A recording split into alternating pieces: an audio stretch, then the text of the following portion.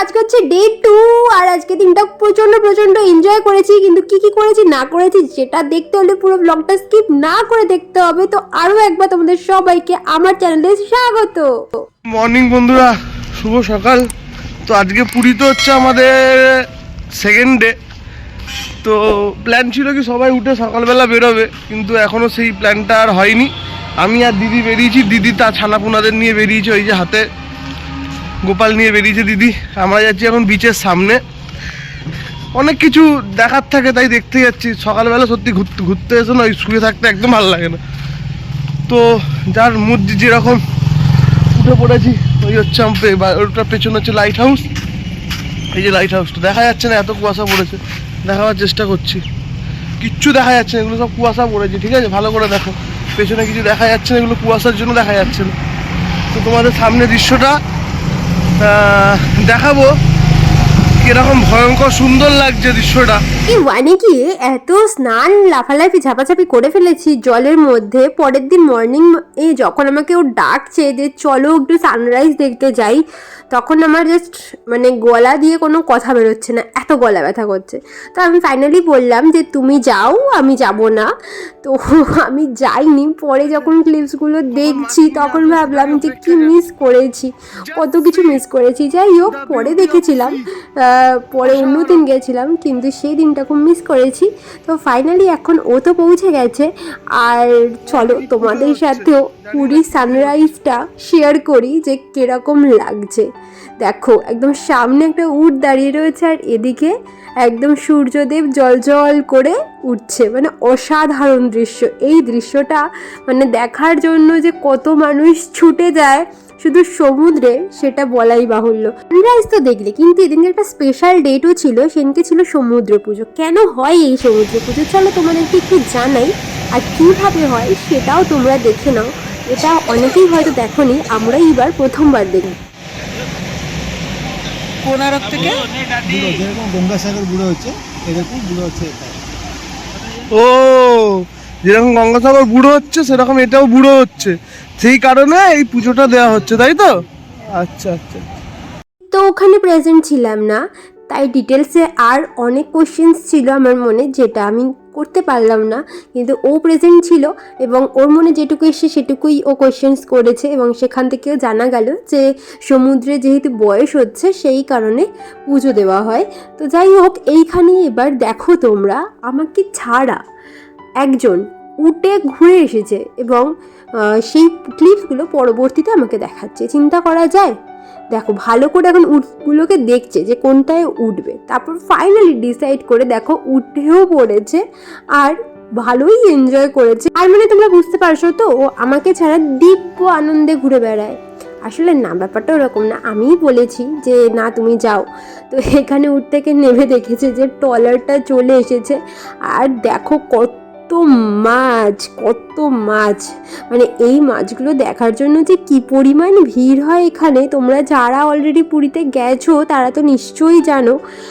কিন্তু এই মাছগুলো না আগে কিনে আমরা যখন হোটেলে রান্না করে খেতাম, কিনে নিয়ে গিয়ে রান্না করেও খাওয়া হতো মাঝে মাঝে।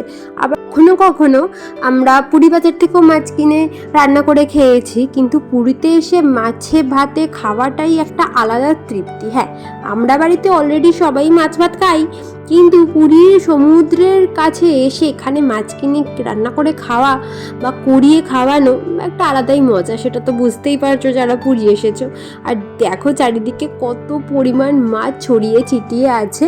এখন ওরাগুলো ট্রলার থেকে নাবাচ্ছে, তারপরে জাল থেকে ছাড়াচ্ছে। কত রকমের যে মাছ এসেছে এখানে তোমরা দেখো তো ভালো করে পজ করে, যে কত মাছ তোমরা এখানে চেনো আর কোনটা চেনো না। যে মাছটা চেনো সে কিন্তু সেই মাছটার নাম বলে দিয়ে যাবে। আমি শুধু এটা চিনি, শঙ্কর মাছ, আর এটা চিনি কাঁকড়া, আর আমি কোনো মাছ চিনি না। যাই হোক, ওদিকে তো দেখলে যে যারা মাছ নিচ্ছে তাদেরকে মাছ কেটেও দিচ্ছে অনেকে, আর এইদিকে উনি শুধু মাছই দেখছে। কারণ কি করা যাবে, যতই ওনার ইচ্ছা থাকুক, এবছর তো আমরা এসেছি ঘুরতে ঠিকই, কিন্তু রান্না করে খাচ্ছি না, আমরা যেখানে আছি সেখান থেকেই খাচ্ছি, বা অন্যান্য বাইরের হোটেল রেস্তোরাঁ থেকে খাচ্ছি আমরা। তো এখানে দেখো কত রকমের শঙ্খ এসেছে। আর শঙ্খগুলো আর একজন মনে হয় পরিষ্কারও করছে বা কী করছে ঠিক আমি জানি না। আর একজন এই সমস্ত দেখে যখন ক্লান্ত হয়ে গেছে তখন গেছে হেড ম্যাসাজ করাতে। আমাকে প্রথম দিন এসেই বলেছিল আমি কিন্তু এখানে ম্যাসাজ করাবো, মানে ও না এই ম্যাসাজ জিনিসটা যেখানে গিয়েই দেখে বসে পড়ে, মানে ওর যে কী আরাম লাগে, কী যে ভালো লাগে কি বলবো তোমাদের। মানে পারলে ও পুরো বডি ম্যাসাজ করিয়ে নেয় যখন খুশি তখন, ওর এত ভালো লাগে। কিন্তু আমার না ওই তেল দিয়ে যে ম্যাসাজটা করে আমার আবার ওটাতেই বিরক্ত লাগে, সেই কারণে আমি কখনোই এটা খুব একটা পছন্দ করি না। এখানে মনে হয় উনি ওকে ম্যাসাজ করাতে করাতে আর একজনের সাথে কথা বলছে, এরপর তাকে ম্যাসাজ করাবে। যাই হোক, উনি তো ওদিকে ম্যাসাজ ট্যাসাজ করছে, করে নিক। আর আমার এদিকে কিন্তু খিদে পেয়ে গেছে, তো আমি তাড়াতাড়ি করে এখন ঘুম থেকে যখন উঠেই পড়েছি, আমি ফ্রেশ হয়ে নিয়ে তাড়াতাড়ি করে রেডি হয়ে নিই। তারপরে আমাদের যে জায়গাটা হোটেল, ও যদি আসে ওকে আমি ঠিক দেখতে পারবো ব্যালকনি দিয়ে, তো সেখান থেকে আমি ওকে ডাকবো। আর আজকে আমার মন করেছে একটু ধোসা খাবার, তো আমাদের হোটেলের ঠিক উল্টো দিকে একটা ধোসার দোকান আছে, খাবো। সো ফাইনালি দেখা হয়ে গেছে, ওকে ওখান থেকে দাঁড় করিয়েছিলাম, তো এখন আমিও চলে এসেছি। আর এখন দুজনে মিলে খাবো হচ্ছে একটু ধোসা। তো চলো এখানে ধোসা বানানোর প্রসেসটা তোমাদের সাথে শেয়ার করি। আমি অনেক রকম ধোসা বানানোর প্রসেস দেখেছি, কিন্তু এরকম পাশাপাশি দুটো রেখে কখনোই দেখিনি। যাই হোক, এটা আমার বেশ ভালো লাগলো, মানে দুটো পুরো জোড়া লেগে গেছে। আমি কখনো এরকম জোড়া লাগিয়ে ধোসা বানাতে দেখিনি, কিন্তু ধোসাটা বেশ ভালো টেস্টি ছিল। আর এইখানে তো অনেক রকমই খাবার পাওয়া যায়, তোমাদের আগের দিনে দেখাচ্ছিলাম। বাট আমার না এই ইডলি ধোসা এগুলোর ওপরই একটু সফট কর্নারটা বেশি। আমি সাউথ ইন্ডিয়ান খাবারগুলো পছন্দ করি, কিন্তু তার মধ্যে ইডলি ধোসাটা আমার বেশি ভালো লাগে। তাই আমি ইডলি ধোসার মধ্যেই থাকার চেষ্টা করি যখন বাইরে কোথাও ঘুরতে যাই। আমার ওই লুচি পরোটা এই খাবারগুলো একদমই ভালো লাগে না ওই সকালের ব্রেকফাস্টে। যাই হোক, চলো এখন খেয়ে নিই, তারপর তোমাদের সাথে পরে দেখা হচ্ছে। টাটা। 2000 years later. টিফিন খেয়ে আমরা তো বেশ খানিকক্ষণ হোটেলেই ছিলাম, তারপরে এসেছিলাম সমুদ্রে স্নান করতে।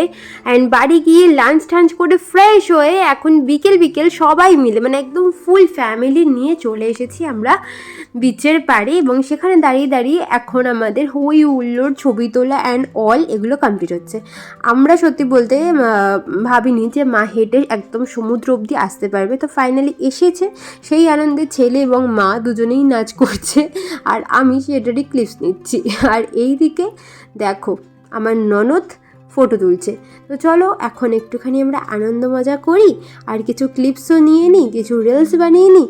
হ্যাঁ, কিছু রিলস অলরেডি আমি শেয়ার করেছি, তোমরাও সেটা দেখে নাও চট করে। আর এই দেখো কথা বলতে বলতে সানসেটও হয়ে গেল।